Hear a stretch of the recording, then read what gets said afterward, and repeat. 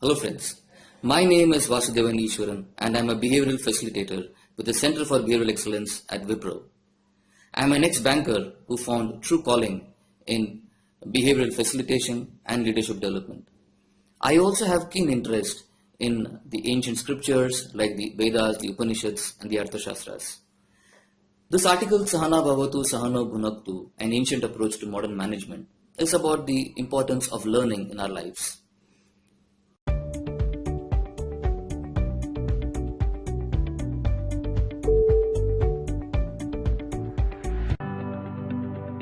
Sure. So I'll start with the first one, which is be aware, be alive, and learning is perennial.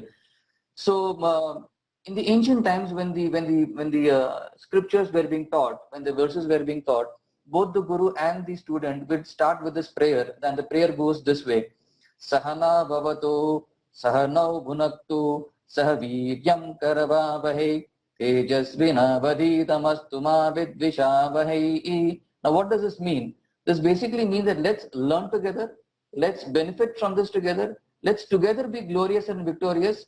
And if there is any animosity between us, let's ward off those animosities. It's very essential to understand that for learning, one should not have any animosity between each other. All right. And again, here a very important point comes up, that the guru himself learns along with the student. So the guru does not say that, okay, I have learned something, which doesn't mean that I have know everything in life, but I'll still learn. Man, learning is perennial. And so here's the point: be aware, be alive, and learning is perennial. So that was one point which comes from the Upanishads. Learn from anyone and learn from everyone. So here I bring about a quote from Chanakya, where he says that even you can grab nectar even if it's from poison. All right, and you can the words of wisdom can come even from a child. Are we selective about whom we learn from? Or do we look at qualifications only, or are we ready to learn from anyone and everyone? So here's the second point, which comes from the Arthashastram, where we talk about learning from everybody. Third thing is about being curious. 4-year-olds or 5-year-olds typically ask around 390 questions per day. Now this was a research done by the Telegraph. All right. And as we become older, as we become adults, how many questions do we ask? Are we open to questioning? Are we open to inquiry? And Yoga Vasishta says this in just 2 words, and he says Vichara Paramam Jnanam, which means inquiry is the highest form of wisdom. If we keep inquiring, if we keep asking, can we then gather wisdom? And are we open for inquiry?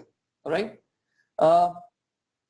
Invest in acquiring knowledge and take effort. So here is a point which is directly hinted towards the corporates as of today.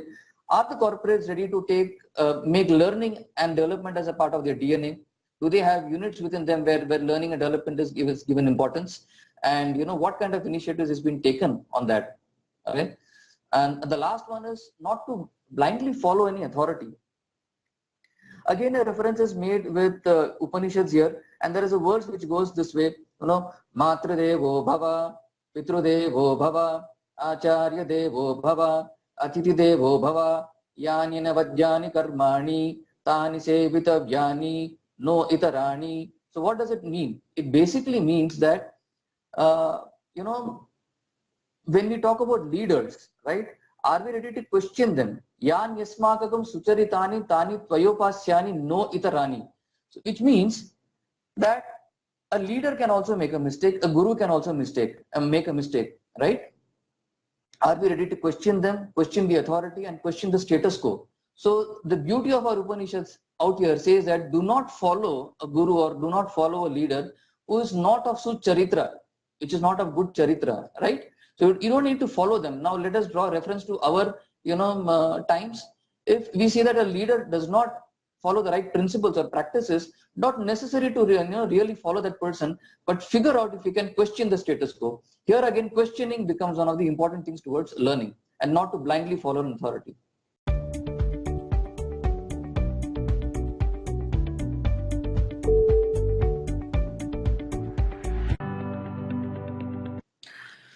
Frankly, I don't have an answer to this, and very honestly, I can only say that I have not even scratched the surface when it comes to acquiring this knowledge. Why do I say so? This knowledge is vast. Our ancient rishis and the seers have said that if you talk about the entire Vedic scriptures as the Himalaya Parvat, right? The entire Himalayas put together, you know, a handful of sand is what you can even acquire in this lifetime. In this lifetime, that's the comparison which is being given. So I would feel very humble to say that, you know, I cannot even say which book to refer to. Again, some of these things are called Mahavakyas. Mahavakyas means, you know, statements which will hold the value of time. So, for example, if you look at the word Satyameva Jayate or Satyam Vada Dharmam Chara, right? These are certain words which says that, you know, truth stands the test of time. Okay, truth always wins, and this is repeated in multiple such you know, verses, whether it is Upanishads or whether it is the Bhagavad Gita or if it is somewhere else. It gets repeated in multiple places. These are called Mahavakyas. So frankly, I would not, it will not be fair on my part to say that pick up this book and this is going to tell you everything about management or about leadership. Again, it has to be contextual. We have to draw references, we have got to draw inferences, it has to be contextual. All right. And one sincere request to the entire audience: do not consider these ancient scriptures from the perspective of religion. Look at it with an unbiased view, and I'm sure you would find wonderful, pearls in these scriptures. Thank you so much. Thank you so much. Thank you.